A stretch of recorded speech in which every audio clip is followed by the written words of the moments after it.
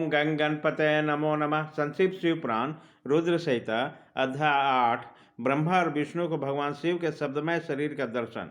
ब्रह्मा जी कहते हैं, मुनि श्रेष्ठ नारद, इस प्रकार हम दोनों देवता गर्भरहित होकर निरंतर प्रणाम करते रहे। हम दोनों के मन में एक ही अभिलाषा थी कि ज्योतिर्लिंग के रूप में प्रकट हुए परमेश्वर प्रत्यक्ष दर्शन दे। भगवान शंकर दीनों के प्रतिपालक, अहंकारियों का गर्भ चूर करने वाला तथा सबके अविनाशी प्रभु हैं। वे हम दोनों पर दयालु हो गए। उसी समय उमांशु श्रेष्ठ से ओम ओम ऐसा शब्द रूप नाद प्रकट हुआ जो स्पष्ट रूप से सुनाई देता था। वह नाद पुलुन स्वर में अभिव्यक्त हुआ था। जोर से प्रकट होने वाले उस शब्द के विषय में यह क्या है, ऐसा सोचते हुए समस्त देवताओं के आराध्य भगवान विष्णु मेरे साथ संतुष्ट चित्त से खड़े रहे। वह सर्वथा बैर भाव से रहित थे। उनके लिंग के दक्षिण भाग में सनातन आदि वर्ण आकार का दर्शन हुआ। उत्तम भार में ओंकार का, मध्य भाग में मकार का और अंत में ओम इस नाद का साक्षात दर्शन और अनुभव दिया।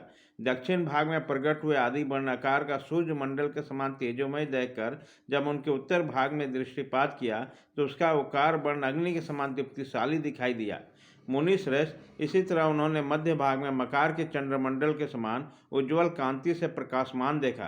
तदंतर जब उसके ऊपर दृष्टि डाली तब शुद्ध स्फटिक मणि के समान निर्भल प्रभा से युक्त, तुर्यातीत, अमल, निष्कल, निरुपद्रव, निर्द्वंद, आदित्य, शून्यमय, बाह्य और अभ्यंतर के भेद से रहित, बाह्यंतर भेद से युक्त, जगत के भीतर बाहर से ही स्थित, आदि मध्य और अंत से रहित, आनंद के आदि कारण तथा सबके परम आश्रय, सत्य, आनंद और अमृत स्वरूपी परम ब्रह्म का साक्षात्कार किया।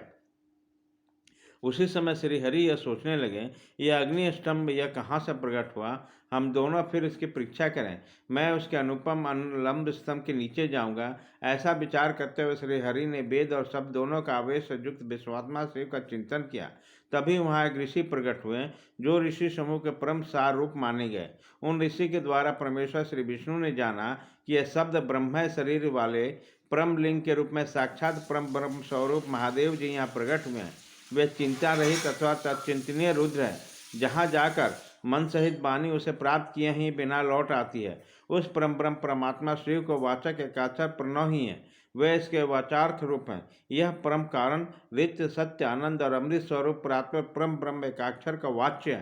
प्रणव के एक अक्षर से आकार के जगत के बीजभूत अंड जन्मा भगवान ब्रह्मा का बोध होता है। उनके दूसरे एक अक्षर ओकार से परम कारण रूप श्री हरि का बोध होता है और तीसरे एक अक्षर मकार से भगवान नील लोहित शिव का ज्ञान होता है। आकाश सृष्टि करता है, ओकार मोह में डालने वाला है और मकार नित्य अनुग्रह करने वाला है। मकार बोध सर्वव्यापी शिव बीज मांत्र के स्वामी हैं। आकार संख्यक मुझे ब्रह्मा को बीज कहते हैं। ओंकार नामधारी श्री हरि योनि है।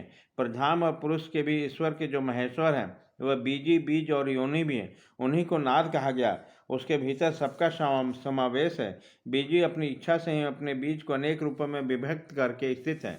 इस बीजी को भगवान महेश्वर के लिंग से आकार रूप में बीज प्रकट हुआ जो कार रूप में योनि में स्थापित होकर सब और बढ़ने लगा। उस स्वर्णमय अंड के रूप में ही बताने योग्य था। उसका और कोई विशेष लक्षण नहीं लक्षित होता था। यह दिव्य अंड अनेक वर्षों तक जल में ही स्थित रहा। तदंतर 1000 वर्ष के बाद उस अंड के 2 टुकड़े हो गए। जल में स्थित हुआ दंड जन्मा ब्रह्मा जी की उत्पत्ति का स्थान था और साक्षात महेश्वर के आघात से फूटकर 2 भागों में बट गया।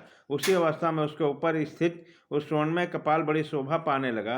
वो धोलोक के रूप में प्रकट हुआ था तथा दूसरा जो नीचे वाला कपाल था वो 5 लक्षणों से युक्त पृथ्वी है। उस अंड से चतुर्मुख ब्रह्मा उत्पन्न हुए जिनकी क संज्ञा है, जो समस्त लोकों के सृष्टा हैं। इस प्रकार वे भगवान महेश्वर अ, उ और म इन त्रिविध रूपों से वर्णित हुआ। इन अभिप्राय से ज्योतिर्मय सौलिप सदाशिव ने ओम ऐसा कहा।